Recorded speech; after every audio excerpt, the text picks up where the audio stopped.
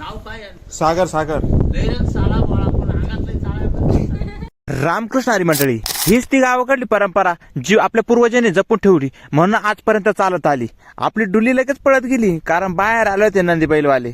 ताई लगेच त्यांना पाणी घेऊन गेली आणि आईंची देवपूजा चालू होती. मी पण बाहेर गेलो आणि आपलं पिल्लू तर त्यांच्याकडे बघतच बसलो होतं. आपलं पिल्लू एवढं घाबरत होतं त्यांना की त्यांचे मिश्र पाहून पिल्लू साईडला उभं राहायचं. पण खरं म्हणजे ही परंपरा आहे ना आपल्या पूर्वजांनी चालू ठेवली म्हणून ती इथपर्यंत टिकली. नाही आतापर्यंत आपल्याला नंदी बैल दिसला नसता. बाबांनी थोडीशी भविष्यवाणी सांगितली आणि घरातल्या आडी अडचणी सांगितल्या. आता माहिती नाही त्या खऱ्या खोट्या असत्या पण परंपरेनुसार आपण त्या मान्य केल्या. आपल्या टाबराला आपण पाया पडायला होत होतो पण ते बाबाला घाबरून लांब उभं राहिलो होतो. त्याला काहीच कळलं नेमकं हे बाबा हाय तरी कोण. तेवढ्यात नंदी बैल आला आणि नंदी बैल एवढा मोठा होता ना काही विचारायचंच नाही. नंदी बैल आपल्या दारात आले हळद कुंकू लावून आणि त्याला गहू चारणं हे आपलं काम आहे. कारण की मराठी संस्कृती ही आपण जोपासली पाहिजे. आई ना हळद कुंकू लावल्यानंतर मी पण नंदी बैला दर्शन घेऊन टाकलं. असं वाटलं का साक्षात भोलेनाथ प्रसन्न झाला नाही का. त्यानंतर आपलं टाबरू आलं.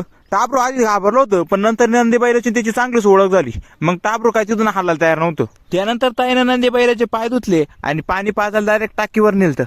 ही आपल्या पूर्वजांनी गावाकडली परंपरा जपून ठेवली म्हणून ती आपल्याला दिसली, नाहीतर कदाचित आपल्याला फक्त व्हिडिओ मध्ये दिसली असती. आता कोणाकोणाच्या गावाकडे नंदी बैल येतो त्यांनी कमेंट मध्ये नक्की सांगायचं.